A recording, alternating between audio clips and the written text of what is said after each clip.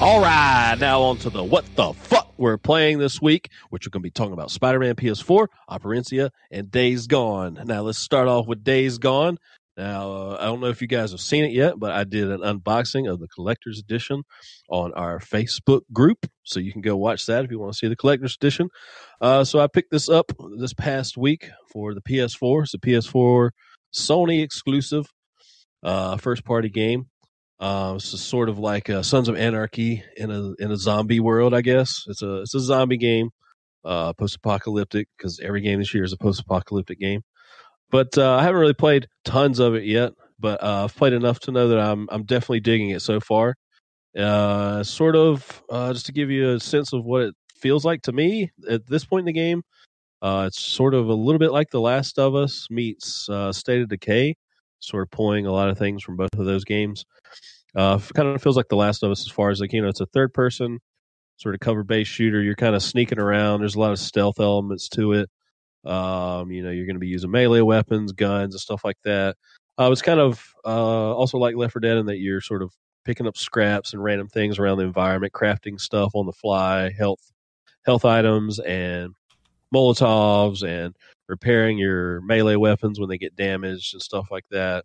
So it feels very much like that, how you can sort of do these sort of guerrilla tactics on the enemies, sort of slink around and take one guy out over here and distract a bunch of guys and flank around and sort of just keep coming at people from the shadows.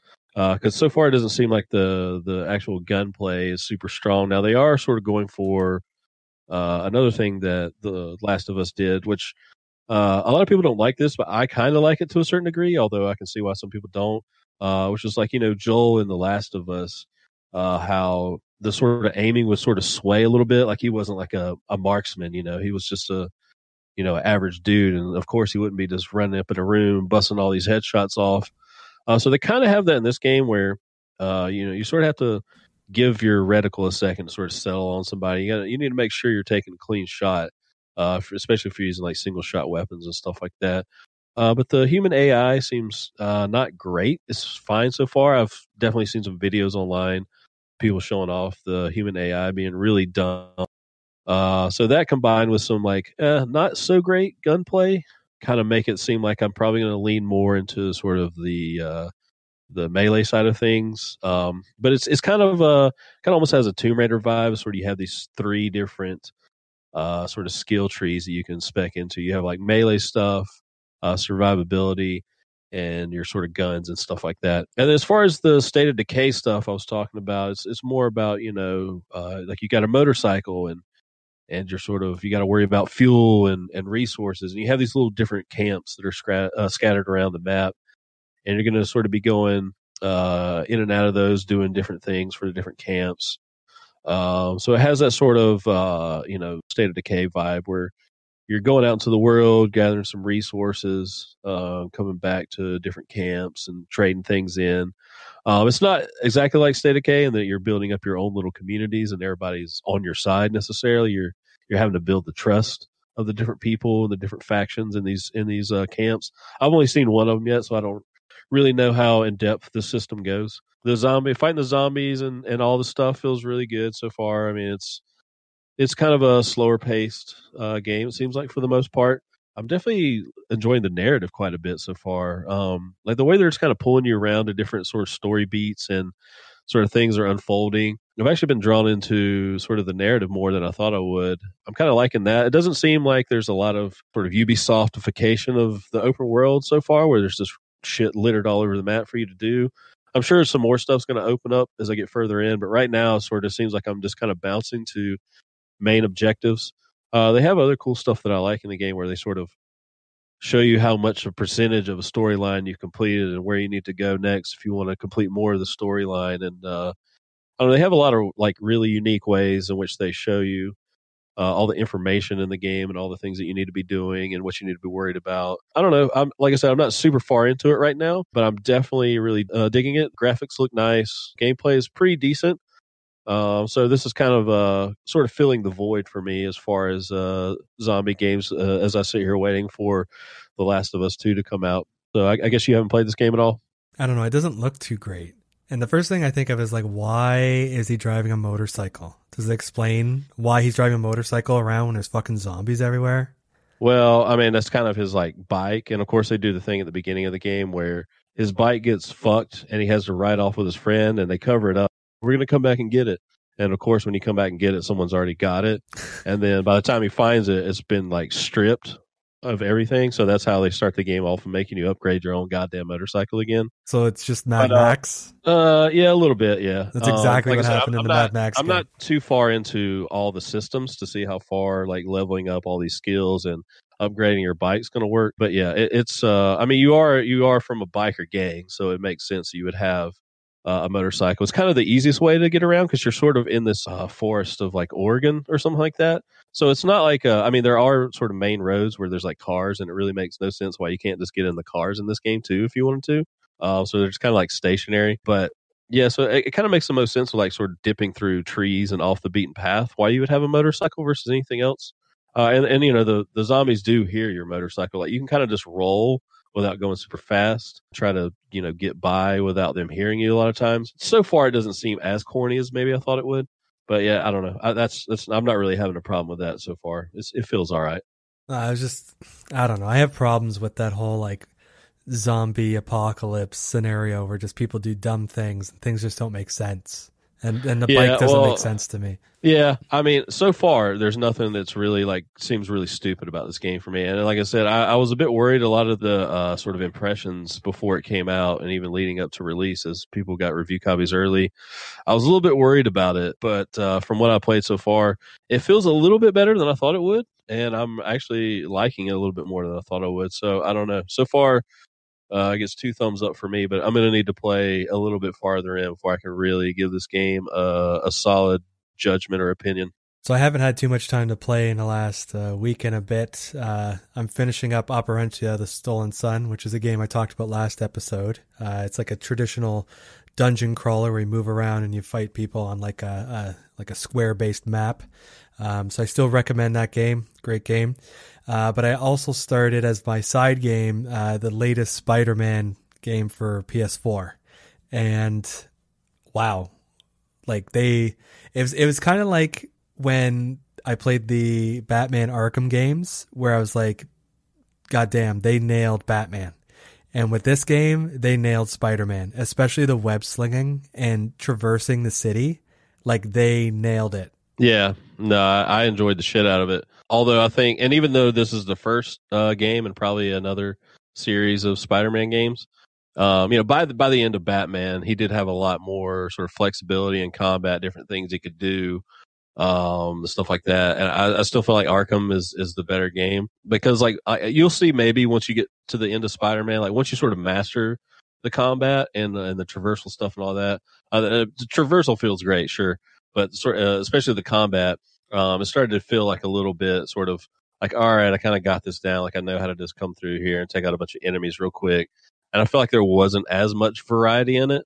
Like I said, by the end, when it's, you know, it's time to wrap it up anyway. My only complaint with Spider-Man was some of the side activities are just stupid and contrived, and just like kind of sort of take you out of the experience. Just like, I don't know, you got to follow this drone through the city, and like you got to climb up these building and cover these vents and stuff like that. So this thing doesn't explode. And I don't know, you'll see, I don't know how far into it you are, but there's some of the side stuff is where that game just like really fell apart for me. But if you're just talking, you know, like the traversal, going around the city, beating dudes up, getting into combat, all the different suits you can unlock are fun because they come with their own abilities and stuff like that. Yeah, I love the fuck out of it because, yeah, it's totally borrowing almost everything for the most part from Arkham as far as style and, very much, and sort of gameplay elements and stuff like that. But yeah, some of the side stuff is bad, but the main story parts and just the main chunk of the game is super great.